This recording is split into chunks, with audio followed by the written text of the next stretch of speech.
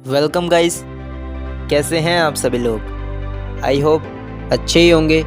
तो गाइस, आज हम लोग ऐसे इंटरेस्टिंग फैक्ट के बारे में बात करेंगे जिसका असर भारत के लगभग 80 से 90% लोगों पर पड़ता ही है। जी हाँ, मैं बात कर रहा हूँ डैंड्रफ की। तो आज हम लोग जानेंगे कि ये डैंड्रफ आखिरकार होता क्या है, ये किसके द्वारा होता है एंड इसके लक्षण क्या होते हैं। तो चलिए बिना समय बर्बाद किए चर्चा शुरू करते हैं।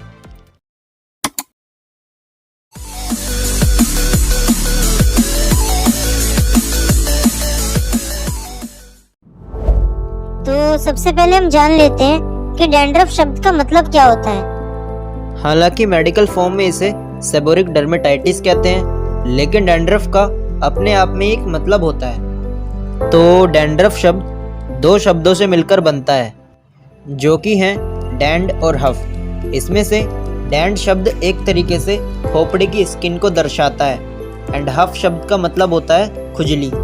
यानी हम कह सकते हैं कि खोपड़ी की स्किन में जब खुजली होती है तो इस कंडीशन को ही डैंड्रफ कहते हैं।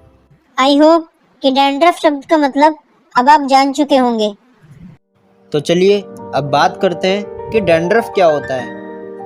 तो डैंड्रफ एक प्रकार से डेड स्किन होते हैं। अब यहाँ डेड स्किन का मतलब है मरी हुई कोशिकाओं से बनी स्किन।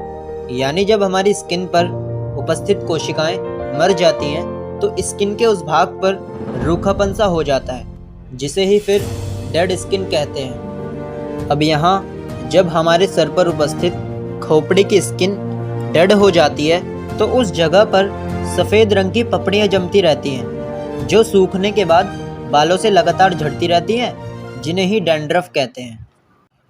तो चलिए अब बात करते हैं कि डैंड्रफ किसके कारण होते हैं, यानी हमारी खोपड़ी की स्किन डेड क्यों हो जाती है। तो डेड स्किन होने का कारण डेड कोशिकाएं होती हैं। हमारी स्किन पर एक परत होती है जिसे एपिडर्मिस कहते हैं। तो इस परत पर जब नई कोशिकाएं बनती हैं तो वो डेड कोशिकाओं को बाहर की तरफ धकेल देती हैं, जिसके कारण जब ये डेड कोशिकाएं स्किन पर आती हैं तो स्किन रूखी हो जाती हैं। इसी के कारण आपने देखा होगा कि सर्दियों में जब आप अपनी स्किन को हल्का सा भी घिसते हो तो वो सफ़ेद रंग की हो जाती है। अब यही सेम कंडीशन खोपड़ी की स्किन पर भी होती है, जिसके कारण जब ये डेड कोशिकाएं खोपड़ी पर आती हैं तो वहाँ ये पपड़ी जैसी सफ़ेद रंग की एक परत बना लेती हैं, जो डैंड्रफ के रूप में बालों से लगातार झड़ती रहती हैं। अब आपने कहीं ना कहीं सुना या फिर देखा होगा कि सर्दियों में गर्मियों के मुकाबले अधिक डैंड्रफ होते हैं। तो ऐसा क्यों होता है?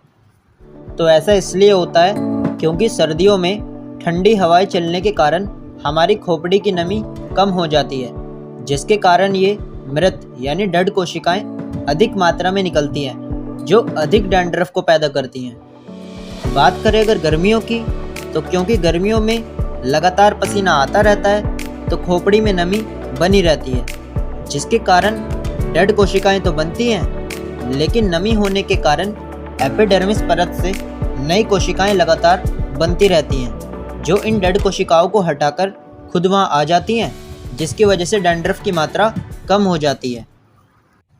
अब डैंड्रफ होने का एक कारण तो नमी की कमी होती है, लेकिन इसके होने के दूसरे भी कारण हैं, जैसे स्ट्रेस लेना, बालों को साफ ना करना, डैंड्रफ वाले व्यक्तियों की कंघी इस्तेमाल करना, खराब प्रोडक्ट्स को लगाना। तो इन कारणों से भी डैंड्रफ हो सकता है।